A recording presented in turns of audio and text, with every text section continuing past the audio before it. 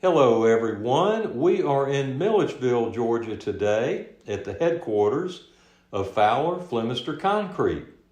I'm here with a very dear friend of mine, Alan Deariso. Alan and I first met in 2013 when we joined the board of the Georgia Ready Mix Concrete Association. At that time, Alan was the chairman and I was his vice chairman. The fact that both of us were Georgia Tech engineers kick-started our friendship. More importantly, our shared faith in God has been the source of mutual encouragement over the years. Alan, please jump in and tell us all about yourself. All right. Well, I guess the appropriate place to start any story is at the beginning. So, I have to remind myself sometimes that I'm an Atlanta native. The reason why I have to remind myself of that is that I never actually lived there. I was born at Emory University Hospital, and my parents were getting ready to leave Atlanta. They had decided that in 1966 that Atlanta was no place to raise children. So they were moving back to her hometown, to my mother's hometown, I should say.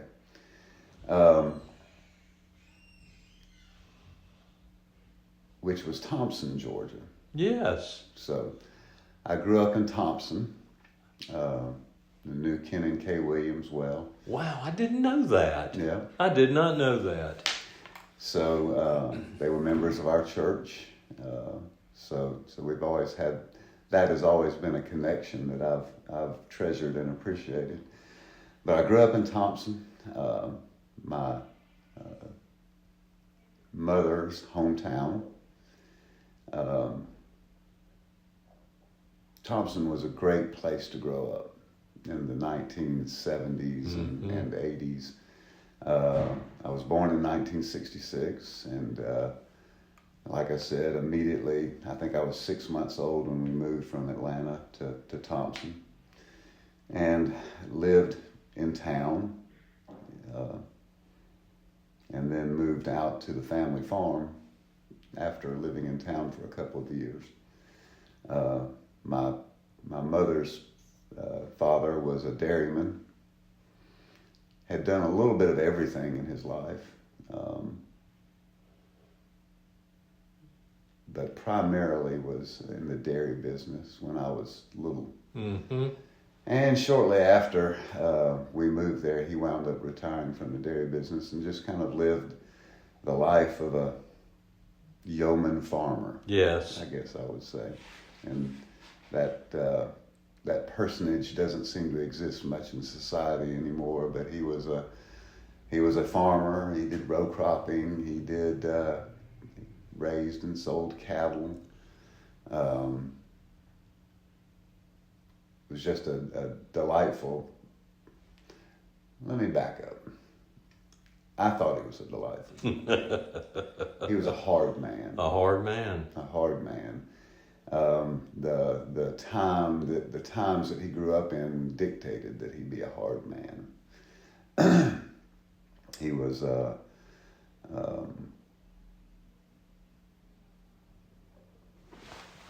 let's see, how do I want to describe him? He's just could do anything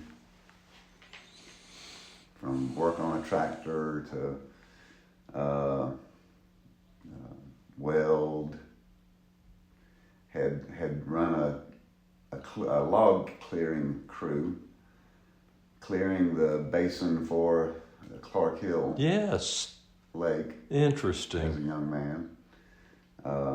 He said there were whole days that they would go and their feet would never touch the ground. They would be walking in limbs the whole time while they were clearing the limbs away and clearing the trees, and so that was one of his many jobs growing up, was coming along was as a clearing logs from Clark Hill. He got hired on at Fort Gordon because he knew the firing sequence of a Model T4. No kidding. Yeah. He said that that was the only question they asked him. And he could tell them, and they hired him, and he worked in the shop there, and he said that he was making $1 an hour, and he said no man was worth $1 an hour. That was a lot of money. Yeah. He couldn't believe they were willing to pay him a whole $1 an hour. So anyway, I guess I'm telling you all this to sort of set up what kind of people my mother's people were. Yes. They were raised in the partially reconstructed South. Yes. Yeah. I loved him to death. I did. I thought he was just a wonderful guy, and but a hard man. So I feel like I'm bogging down. No, you're good. You're good. My mother was the first one to go off to school. She was the oldest of 5 daughters. Let me pause you real quick. Mm-hmm. Ken Williams. Now, when you came to know him, mm-hmm. was he teaching or was he? Teaching. He was teaching at that time. Yeah. That was his father-in-law had the concrete company, if I recall. Yeah. We have a further connection even beyond that. Ken and Kay wound up teaching school in Inverness, Florida. Oh, my. Which is Diane's hometown. Oh, my. I didn't know that. And so they would have known that's unbelievable. One another from her time in elementary school in Inverness, Florida. What about that? Yeah, it's a small world. It is. Yeah. But he would have been teaching at that time. Yeah. And anyway, my mother was the oldest of 5 daughters, and being a dairyman, he always had the joke, all of his children were girls, and all of his cows were bulls. So that's funny. Yeah, he wanted, but he raised them as boys, basically, as mm-hmm. they were farm hands. My father always told the story the first time he went home with my mother. The feed truck was there, and they were unloading sacks of feed into the barn. And my mother jumped in and threw a 100-pound sack of feed over her shoulder and walked it into the barn. And he said, I knew then that this was not a woman to be trifled with. Right. Yeah. But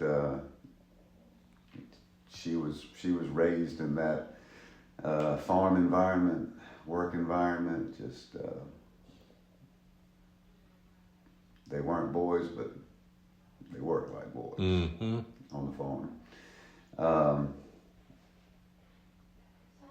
She went off to college. She was the first to go off to school. She was a mathematics major here at Georgia State College for Women, GSCW, Georgia College, as mm-hmm. it's known now. And she met my dad. My dad was from Southwest Georgia. He was from Sylvester, Georgia. Yes. And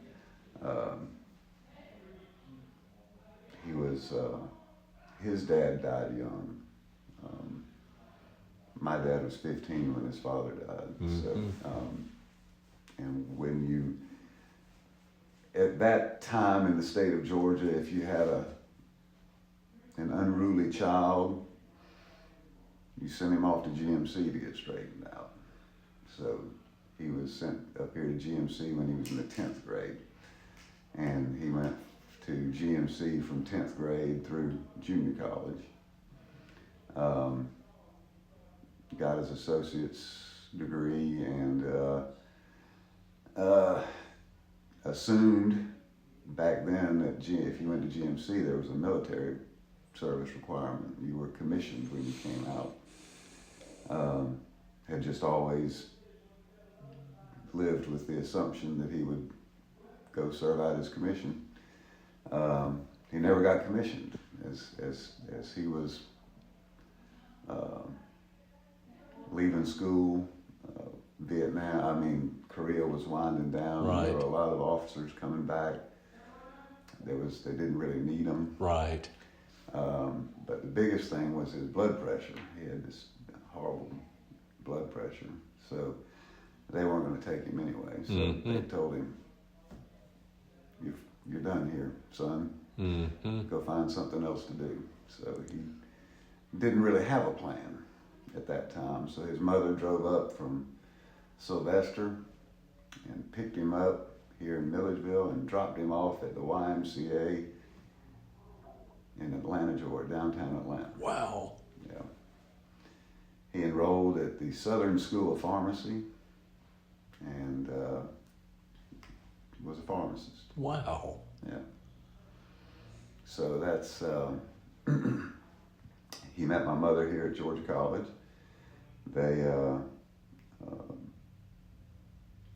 married shortly after she graduated. She got a job as a computer programmer at the Federal Reserve. This would have been in the mid-50s. So, just an interesting, interesting job for her to have as a female in Atlanta as a computer programmer. She said that whoever bought the computers just knew that they were buying computers. They didn't know what they were buying. Bought the computers but didn't buy any software. So the first year she was there, they were told they could do whatever they wanted to do as long as they did it in the desk drawer. They could read a book, they could play solitaire, they could do whatever for the first year while they waited for appropriations to come through so they could buy software so they could do something with Unbelievable. computers. Yeah, because they were just such an unknown quantity back then. Right. So anyway, that was her role in Atlanta. That's how I came to be born in Atlanta.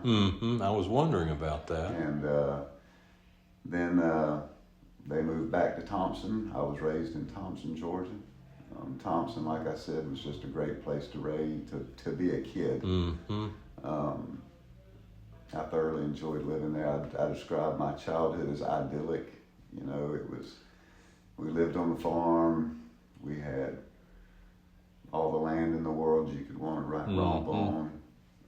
Could almost always get up a wild covey of quail up until mid-80s. Right, probably. right. So I thoroughly enjoyed growing up in that environment and working on the farm, learning from my grandfather some of the things that he had learned. He was something of a philosopher, man of strong faith, I guess. You count your blessings, the things that you've been blessed with. Yes. And one of the things that I have been blessed with, amongst the many things that I've been blessed with, is just being raised in a Christian home. Yes. Being around strong Christian men.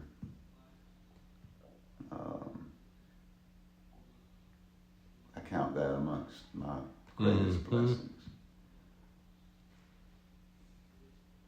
How were you when you lost your grandfather? Oh, I was grown. Grown, Yeah. In fact, my oldest son knew him fairly well. I think he was 5 or 6 when he died. He died in, I want to say it was 97. Yeah. But he had a great impact on me, my outlook on life.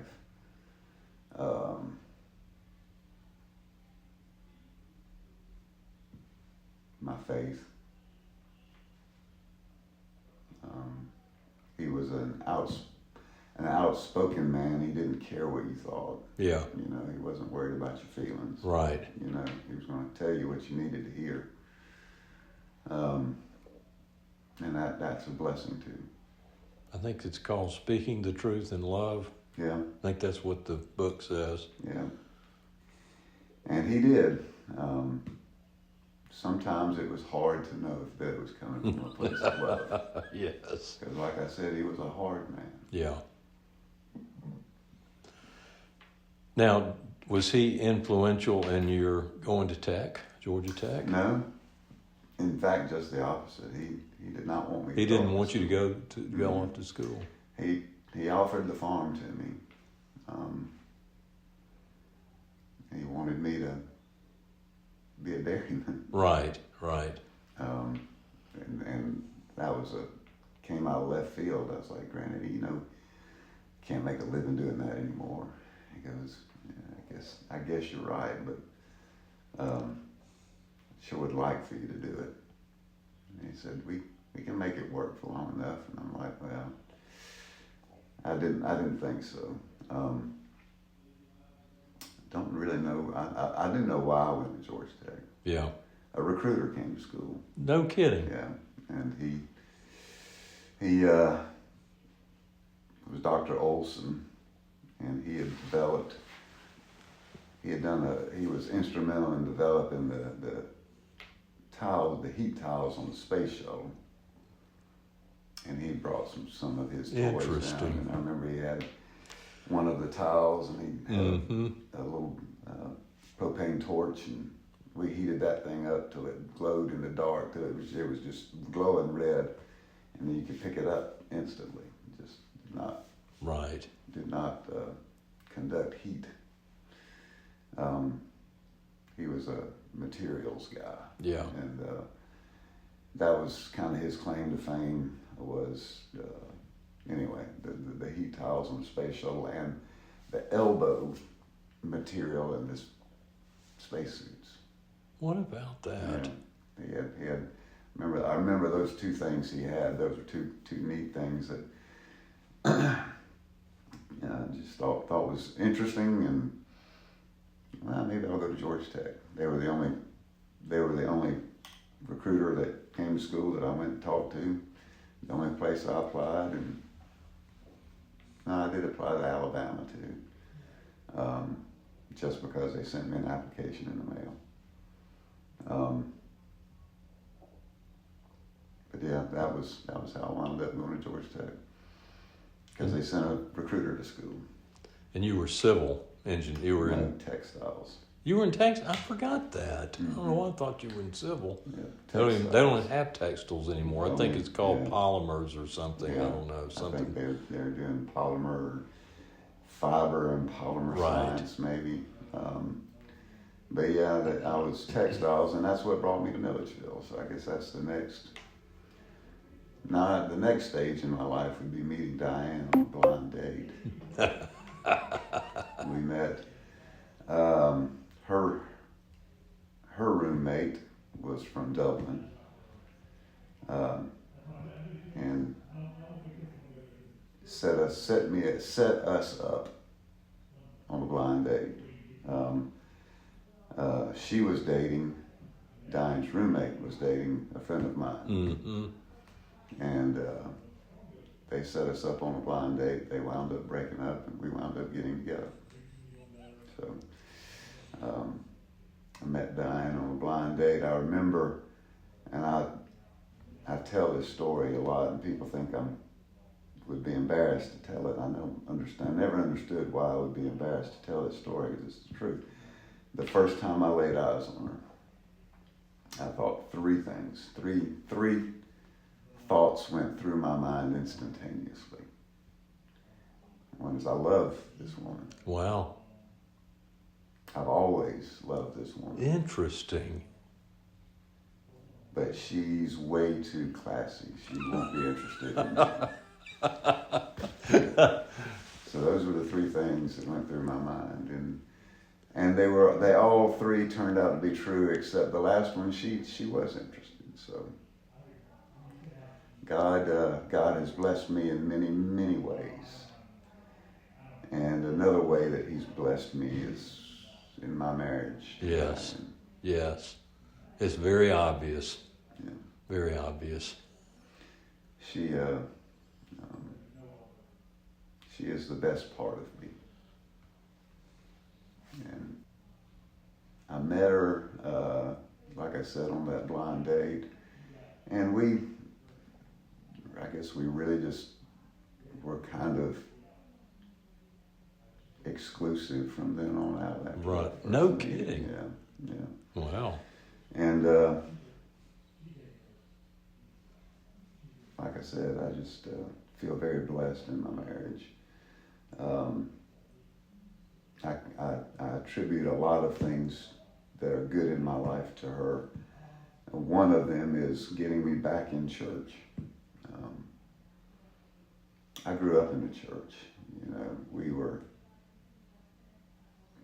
if the doors of the church were Right. open, we were there. Right. And I loved it. I loved my church family. Loved being in church. Loved being at church. Loved seeing my church friends, which of course were my same friends from school. And you would think, based on that love of church, that you would not fall out of church. Right. But culture has a way of corrupting. Yes. And it only took about 2 years of college life Yeah. for me to fall out Yeah. of the church, to the point where it felt alien and odd to go back to. Right. So that's a cautionary tale I tell. Yes. Don't get out of the habit of meeting. And Paul says that very thing. That's right. Never forsake the gathering of the saints. And it's true that the world will get a hold of you and pull you away from the things that are good for you. And that was my case with church, and I probably would not have ever gotten back into the church had it not been for Diane. Wow. She insisted that we were going to go to church. Mm-hmm. And it's one of the many things that I'll be forever grateful to her for. So what year did y'all get married? And y'all were here, right, in Milledgeville? No, we got married while I was still in school. Oh, okay. Yeah. We got married in 1989. And I thought I only had a quarter left, or semester left. Sorry, we were on a quarter system. Yeah, we were quarter system when I was there. System. I thought I only had a quarter left, but it turned out to be more like 3. Yeah.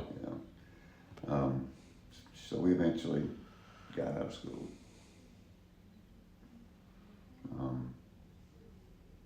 Got married while we were in school. And it's amazing how my grades improved after I got married. Instantaneously. Yes. Got better. I guess that's just a result of being serious. Right. Being home every night. Not partying quite as much. Mm-hmm. Yeah. So now, connect us to. Now we're getting to Milledgeville. Now we're getting, yeah. Yeah. So I got, after getting married, graduating from school. Well, after getting married, I was close to the end, so I started getting serious about looking for a job. Took an interview at a textile manufacturer in Milledgeville called Forstmann and Company. Yeah. They manufactured men's and women's worsted and woolen fabrics. Yeah. So suit fabrics. Mm-hmm. We manufactured the wool that, Major League Baseball caps are wool. Interesting. We manufactured the fabrics for those. We manufactured the fabrics for Marine Corps dress uniforms, for any number of big suit manufacturers, Palm Beach, Jose Bank, all the big ones. There were only two manufacturers of those types of fabrics. Forstmann and J.P. Stevens. Yes. And Milliken. Stevens, were they over near West Point? Mm-hmm. They were, weren't they? Mm-hmm. Yeah. So that's how I got to Milledgeville. Right. Got to Milledgeville, hated working in a factory. Mm-hmm. NAFTA and GATT came along and pretty much wiped out the textile industry in the United States. The North American Free Trade Agreement wiped out a lot of trade.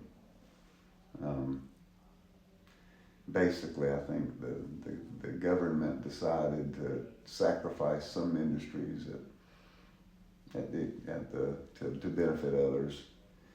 And to be honest, the industry had not been responsible in keeping up with technology, keeping up with the current. I mean, if you went overseas to their factories, they were a lot more technologically advanced than we were. Mm-hmm. They were just they had embraced technology, and the owners of the mills in the States decided to basically just take a defensive posture and rely on the government to protect them, which they didn't do.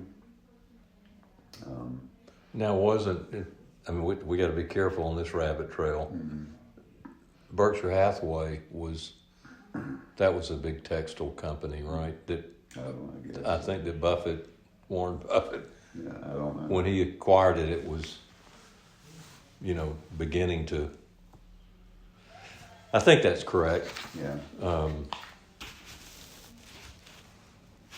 Hathaway shirts and all of that. And, yeah, I didn't pick up on that connection. Yeah, I believe that's true. But anyway, so now what? All right, I met Gus. I had become friends with Gus through church. Mm-hmm. Good things happen to you when you go to church. They do. I met Diane and the boys at Burger King one day for lunch. And Gus was there with his kids.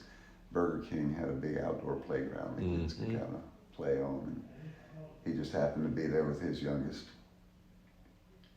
And the kids were playing and we were talking. And I just mentioned to him that I was really dissatisfied at work and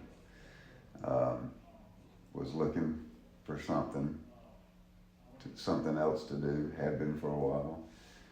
And he said, well, our industry's growing and changing and becoming more technologically advanced, and I need somebody with a technical background. And that's how I went to work for Fowler Flemister. What about that? Yeah. So what year would that have been, you think? That would have been 1996. 96, okay.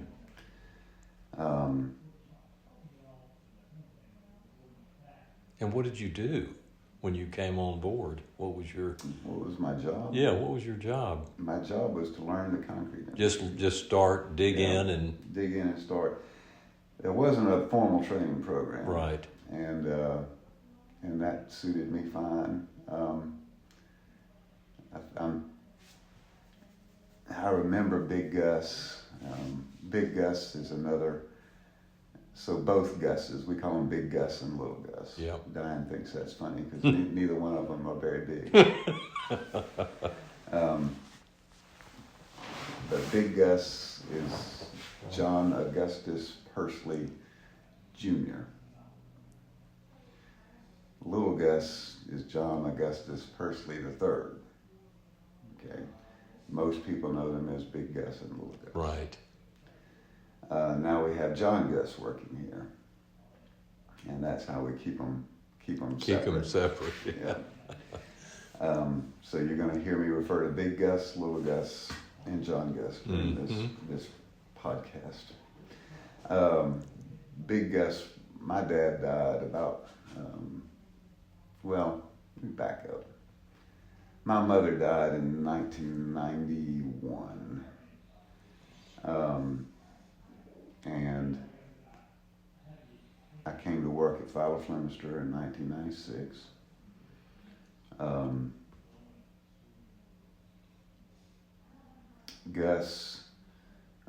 Big Gus hired me, Big Gus and Little Gus, but I remember Big Gus being really nervous about hiring someone, and these are his words, not my words, of my caliber. I didn't know what that meant exactly. Interesting. But he's like, I have some real reservations about hiring someone of your caliber. And I thought, I don't know what that means exactly. But I took it as a compliment.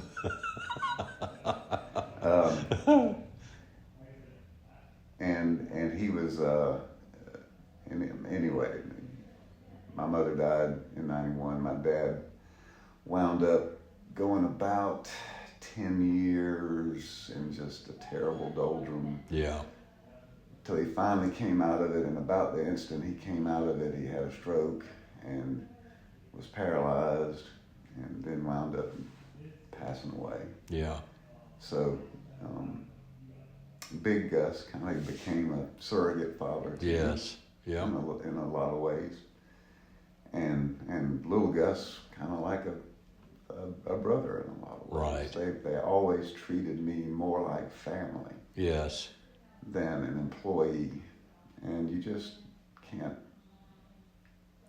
buy that. No, you can't. I've passed up on a lot of opportunities over the years to do different things. Yeah. But I never regretted staying here. Yeah. Because you just don't get treated the way I've been treated just about anywhere else. Right. And like you said, how do you put a value on that? How? You can't. You can't.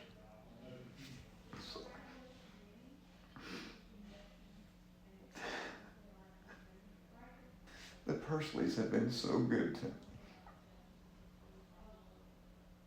I just want to take this opportunity to say thank you. Yes. Like I said, there have been opportunities over the years to do different things.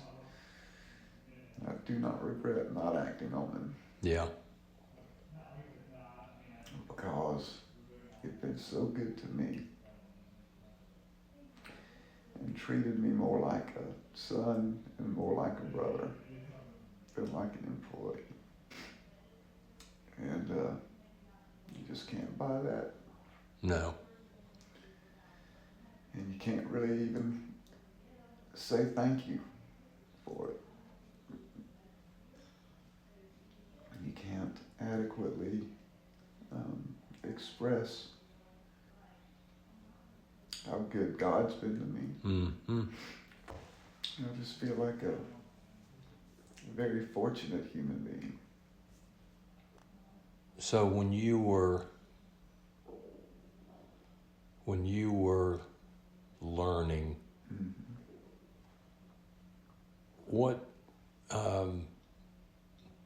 kind of work what was Big Gus in those early days? What was his role, if you will? You know what I mean? He was very active in the business. Very active. Very active. And here every day, all day, every day. Yeah.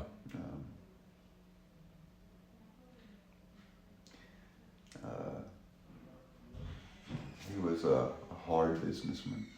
I bet.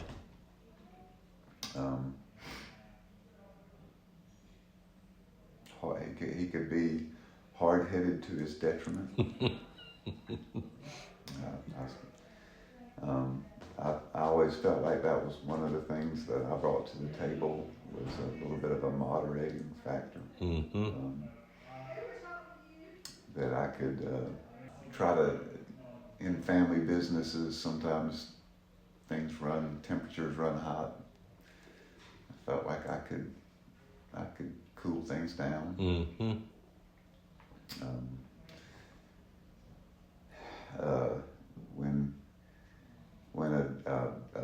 When you do something that doesn't make financial sense,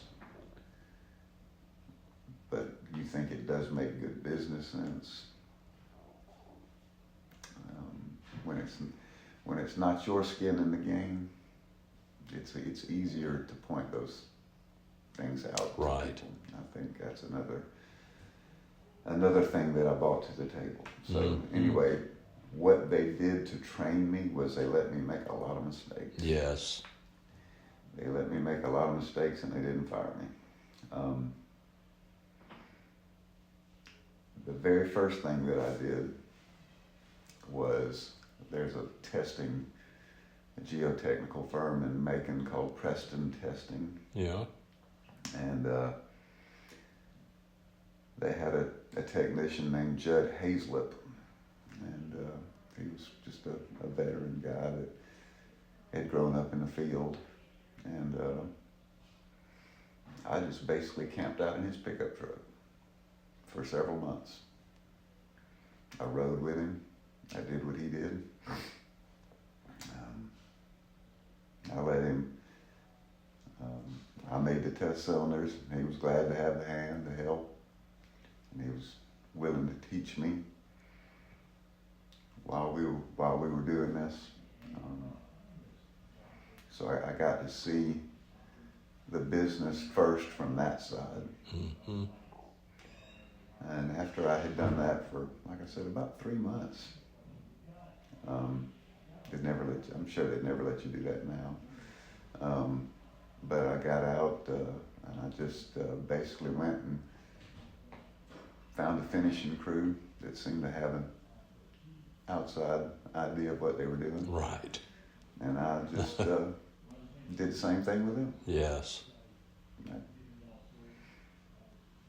finished concrete. I'd go with them, get there when the truck got there, pour it out with them, stick with them through the day. Might not be with them all day, but would come back several times throughout the day and learn the basics of finishing concrete. My time on the farm was helpful. Oh yeah. To me in that, because I had we do a little bit of everything on the farm. So just spent the next several months trying to learn as much about finishing concrete as possible. And I can remember Big Gus, what is Alan doing all day? I can hear that. Yeah, but he trusted me. Yeah. He trusted me to be doing what I was supposed to be doing. You were spending time with customers. I was spending time with customers. I was learning what they were doing. I was learning their business. So that's what I did. I learned their business, and tried to see it from their point of view as much as I possibly could. And learned early on that just because something works in the laboratory doesn't mean it works in the field. Mm-hmm. Learned, Big Gus taught me many things, but one of the biggest things he taught me was that a half a sack of cement is the cheapest insurance you'll ever buy. And that has served me well over the years.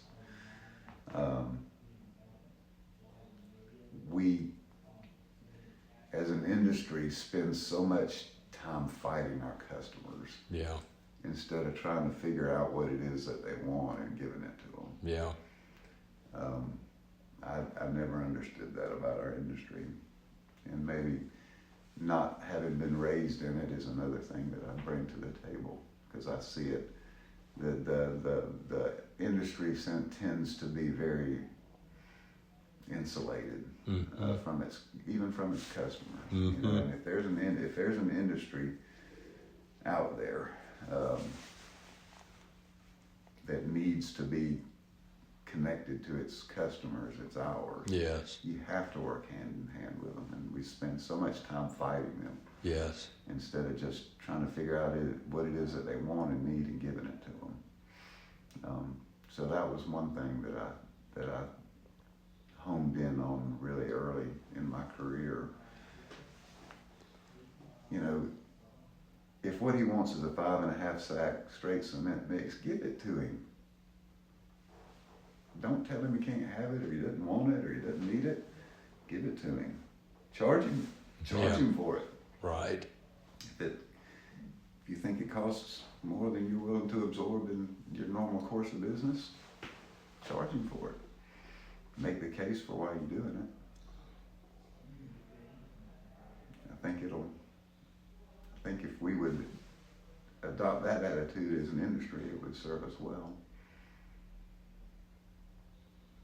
Did you ever, I don't know why this just popped into my head, but did you ever, as the water reducers, begin to develop and advance in mid-range and so on and so forth, did you ever, going back to the idea of give a customer what they want, which is mud that's easy to place, did you ever try to... I joke all the time, we want to pour it on an 8-inch slump and have it set yesterday.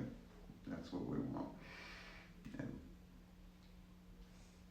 sorry, I didn't mean to cut you off. No. I was just curious about, I'm trying to remember who it was. One of the Admix guys really pushed us to try to push mid-range to get make life easier on them. Charge them whatever, $2 or $3. Yeah. Did you ever dabble much in that realm? You know what I mean? Yeah. Trying to exploit the science and... Yeah, we incorporate a mid-range into pretty much every yard that we produce. I'm a believer in science, and we're definitely more admix intensive as the years go by. What would you say as you look back,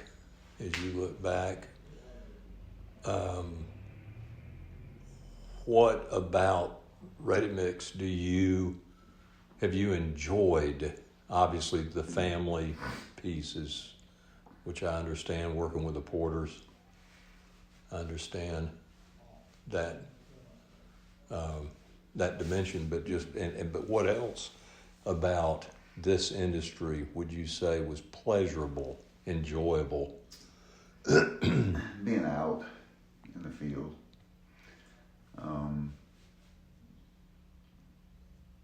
The fact that every job is its own separate entity and is a little different.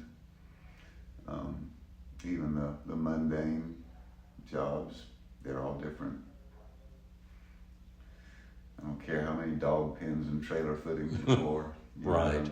Everyone's different.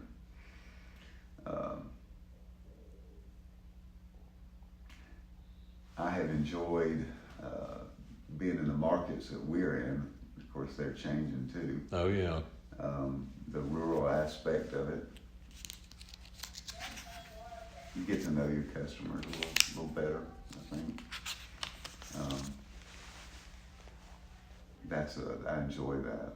I enjoy the fact that at least up until recently, I have known who my customers were pretty intimately, and you develop trust when you know people, and you know that they're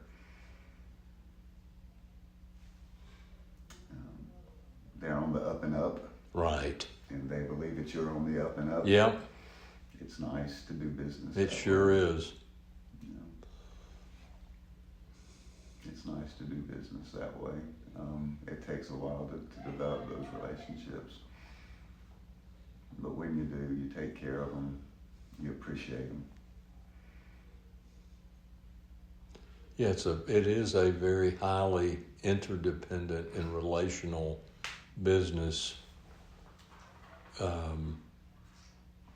Aggregate. You better have a good relationship with your aggregate supplier, your cement supplier, your admix supplier. Yeah. Because of that interdependency, and of course your customers. Lots of moving parts in this business. Yeah. A lot of opportunities for mistakes, clusters. Yep. Yep. And sometimes when it goes bad, breaks bad. It can just break bad. I tell people that all the time about my job. People, why do you do it? Why are you stuck there so long? Because on the good days, I got the best job in the world. Oh yeah. I got the very best job in the world. But on the bad days, I pay for it. And when it's bad, it's bad. Mm-hmm. Yeah. What another thought? Looking back, what would you say were some of the bigger industry, step change or breakthrough or things that were kind of monumental in your span of time in this business? What would you say? Does anything come to mind? Yeah. Shifts, and the prevalence of the concrete pump. the pump, yeah. When I first started, it was rare to get a concrete pump on a job. At least in these rural markets, it probably, if you were in Atlanta, like where you were at in Fulton, it probably was a common thing. Yeah. In '96 when I first started, even the wall contractors they were set up to do what they did without concrete pumps. They poured it wet. Yes. They put like SEC. they put literally a train of people on the top of the wall. Yes. With trenching shovels. Right. Pushing it, pulling it back. To get a pump on a residential wall was a big deal. Yeah. And it didn't take long for that to take over. Yes. And that's a big change. So a wall job that you would typically run with 2 or 3 trucks now requires 6 or 7 trucks. So that was one big change I have witnessed. The volume of placements has gone up dramatically. Yes. And the concrete pump has facilitated that. Mm-hmm. The laser screed has been a game changer in flat work. One thing that and not all the changes are for the good. Yeah. I'll tell you we do so much monolithic placements, and they're just I don't like that style construction just because the slab needs to be a separate part from the structural element of the building. It needs to be able to move independently of the footings, and I don't like the monolithic style construction. You see a lot of that. The artisan part of the job is going away. The guy that would go in and box out his anchor bolts and do it all the right way. That was more common, ironically, when I first started. But we also didn't place 300 yards at a pop. Right. We typically do the 40 and 50 of all. Mm-hmm. And the attention to detail's not there. Another question, that's the way in these interviews, there's these questions that pop into my head. And one of them that just popped into my head was front discharge trucks. Mm-hmm. You guys have never run them, have you? We did for a while. We got on that craze back before the downturn of 20. Okay. We had 6 of them, I think, and Okay. I'm not a fan. Won't be going back to them. Yeah. If they'll listen to me. They're not flexible. You can't really see the concrete in the back of the drum. I like to be able to visually see the concrete as it goes over that back fin. Mm-hmm. Can tell a lot about a load of concrete by the way it Goes over that curtain, Yeah. that curtain over Yes. the back fin. I don't like the fact that the drum is turned around into the blast. It's like a blast furnace in the summertime into that drum. You get a little crust right around the edge where that curtain falls over the back rim. I don't like. It's just not very flexible. They're not good for low slump concrete. So, like paving mixes and curb machines are problematic. Looking ahead, challenges that you see down the road for our industry. I'm always curious to hear anything you're anticipating, anything that jumps out. I hear a lot around new pozzolans but I guess that's my question. Are there things that you see, trends emerging, or in any realm of our industry, but that would be kind of looking ahead, future challenges, so to speak? Labor. Yeah. Getting good, qualified labor that are willing to build with attention to detail.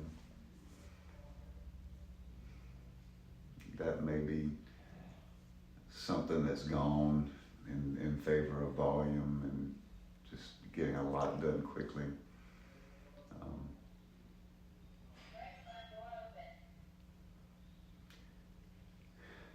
Fly ash, you mentioned pozzolans. We did a terrible disservice to ourselves with what we did with fly ash. We mandated low NOx burners, so we don't burn all the carbon out of the fly ash. So it's not fit to use in concrete anymore. So we put it in landfills, or, and this is what gets me, we truck it from the power plant to another facility. Right. That is allowed to burn it. And burn it again. Yeah. Just not to generate electricity with it. Right.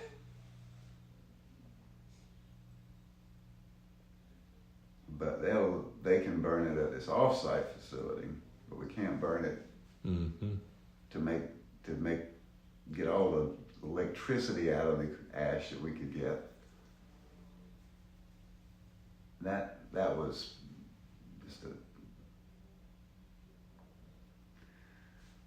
a decision that I think that we probably don't need to go into how nefarious I think that decision was. Right.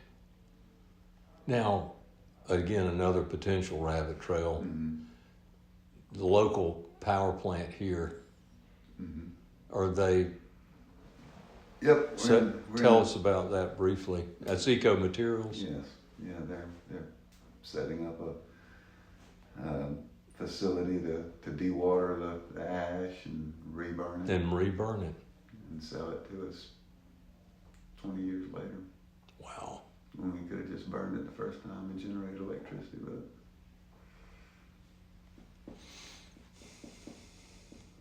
So the good news is we do have ash. We do have, there's plenty of ash. There's plenty of ash There's now. a lot of ash out there. It's got a lot of carbon in it.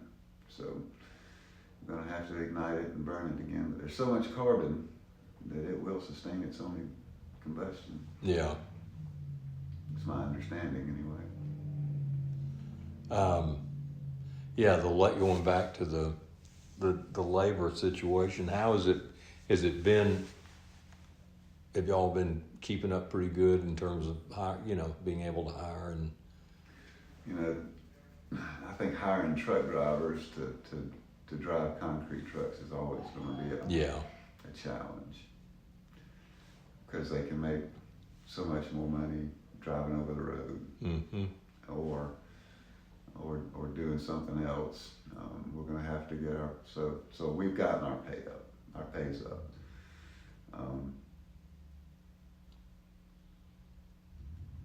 We do have some things we can offer them, like being at home at night, And you rarely work Saturdays now, right? Yeah, we rarely work Saturdays. Yeah. We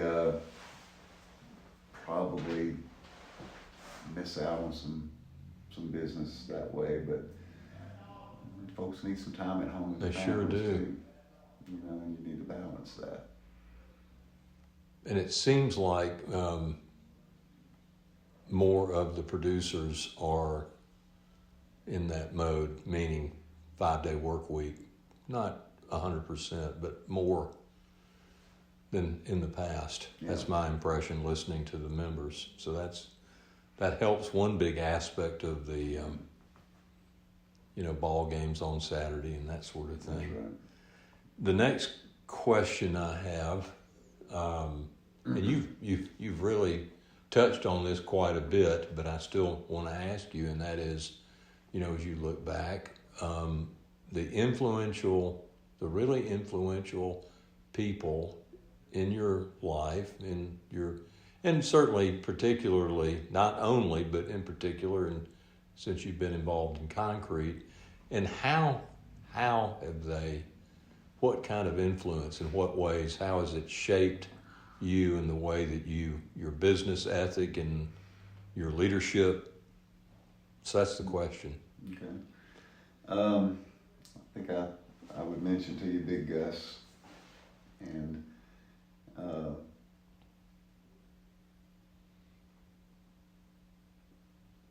he became a surrogate father in a lot of ways.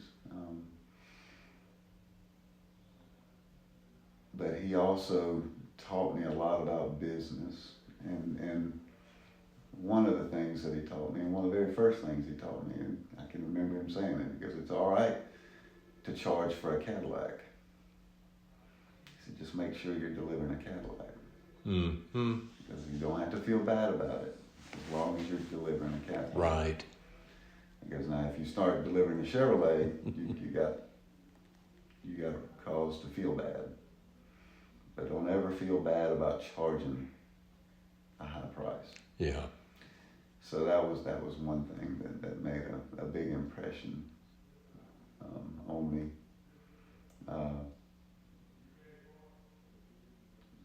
And little Gus, I mentioned being more like a brother than like an employer to me. He is a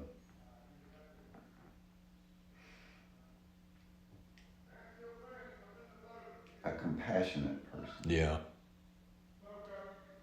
And I've seen him just do things for folks that couldn't do anything to repay him. Right. And that to me is the mark of a quality human being. Understood. Yeah.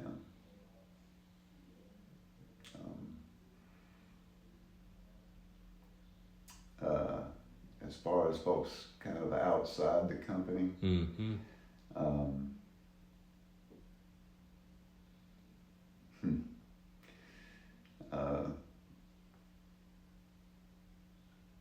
There was a fiber salesman. He worked for Fiber Mesh named Mel Gatlin. I remember. Do you remember Mel? I do. I didn't know him real well, Yeah. but I do remember him. He made a big impression on me. And it may have been complete act. Yeah. But he believed in his product. And Yeah. would go out and his enthusiasm for it was infectious. Yeah. And the industry in Georgia probably doesn't understand the debt that it owes Mel for promoting fibers. Mm-hmm. He really went out there for it. And it's also, it's always good to be around people that genuinely love what they do. Yes. Yes, it is. I hate being around people that just, I'm just here Right. to draw a paycheck. Right. I'm not bought in. Mel was bought in, and Yeah, I did not get to know him, but I met him, and I certainly heard about him. And those was his product largely microfiber for plastic shrinkage cracking. That was pretty much the yeah. It was strictly microfibers, and I don't know. I just, a lot of the little sales gimmicks that he had were hokey that guy went into it with all he had. Yes. I just appreciate it. No, I hear you. Yeah. Changing gears, and this is my selfish question, because what I always like to hear is what people, our members, say about the benefits, the value of being part of the Ready Mix Concrete Association. I mean, it's not free. There's membership dues, as you well know. And so tell us your thoughts on the matter. If you work in an industry that is largely dependent on relationships, Mm-hmm. you need to be in a place where you're developing those relationships. That's what the association does, I think, better than anything else, or any place else, is it helps you develop relationships with folks in the industry that are maybe dealing with the same thing you're dealing with, that might have some insight that could help you. Just some of the best information I've gotten has just been while standing around at the annual meeting, just catching up, and find out that somebody's dealing with an issue that you're dealing with, and relationships. That's what I would tell you is the best thing about the association. Well, it brings you into contact with people you wouldn't otherwise. You and I would have never. We would have never met.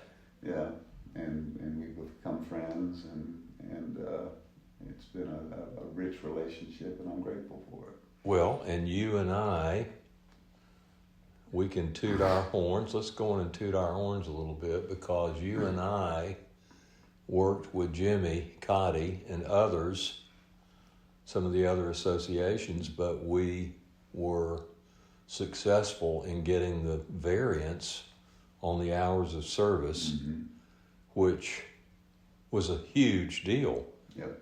Huge deal. If you were going to run a legal, LEGAL, a legal operation, not an illegal, a legal business, then you had to adhere to the CSA, Federal Motor Carriers hours of service, and we worked hard. Yep. I guess arguably one company could have tried to battle, but we united, and we even teamed up with some other associations, of course, and we were able to make that turn that into a variance. Which, by the way, the GRMCA each year, because it's on a year-to-year basis, we've not been able to get it beyond that. But every year in the fall, we have to make an argument for extending that variance. So you and I got to work on that. You and I got to work together on getting full loads on DOT projects. When I came to the business in 2002, you can only carry 8 yards. And I would ask, why? Because I was like, I was an outsider, a newcomer. And that's just the way GDOT does it. Yeah. Well, finally, we talked with Jimmy. And Jimmy said, really? He didn't know. He said, yeah, you can only carry 8 yards. So 45 days later, after we put that out there, we got work with the state who said basically, we don't know. That's the way it is. It's the way we've always done it. But it got changed to whatever the legal, full. My point is that, there's some consequential things that you and I worked together on that were important to the industry. Manufacturing, sales tax exemption. That was a big one. Here I am answering my own question, but no, you answered it perfectly. And those things are all important, but really, the industry thrives on relationships. Yes, it does. Your business thrives on relationships. The association does relationships. You need to be a part of the association. One more question. There are people over the years, clearly you've explained, that have given you some great advice and counsel. Mm-hmm. And my question for you is, for the people coming into the industry now, what advice do you have? What sage wisdom do you have to offer for people who are coming into our business? What would you say? Okay. I mentioned this to you before we got started, but one of the things that Big Gus told me that stuck with me and has served me well throughout the years, he says that the cheapest insurance you will ever buy is a half a sack of cement. And that's good advice that you can take to the bank and it won't steer you wrong. It doesn't cost you that much in the long run. And it buys an awful lot. So that's one thing that I would tell you.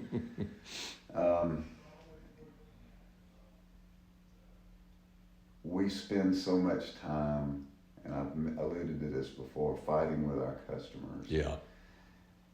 We need to just figure out what it is that they want and give it to them. Yeah. Instead of fighting with them all the time.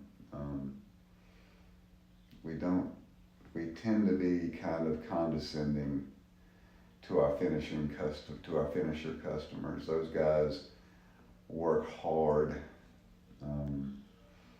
out in the field, in the sweat. We're typically in the air-conditioned office. They're out in the heat dealing with the stuff that we send them. Yes. We need to send them stuff that works, that does what it's supposed to do. We need to understand that they got a hard job. It is. They got a hard job.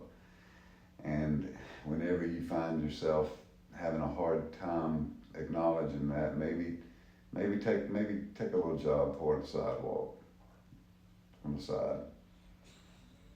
Remind yourself what those guys deal with.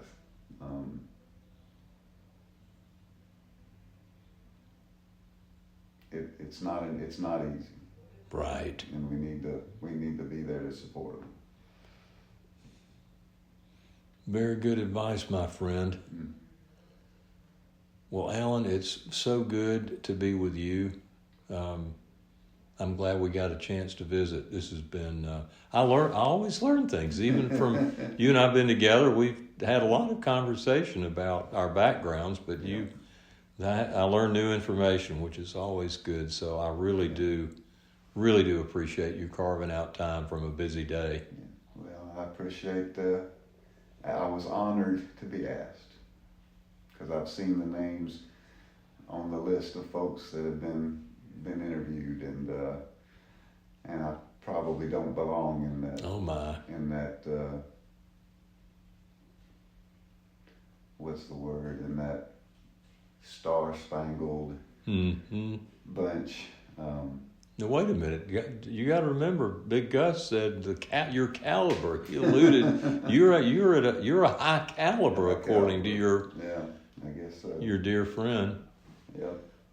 Well, we're so glad to have you part of this history project, because you've been a key part of it in this part of the state, and you've given us a great perspective on our business. So thank you. Thank you. I'm sorry I got to kind of rambling and kind of got away from you a little bit there in the middle, but you had something important to say. Yeah. And I'm glad you shared it. Yep. Thanks again. Thank you.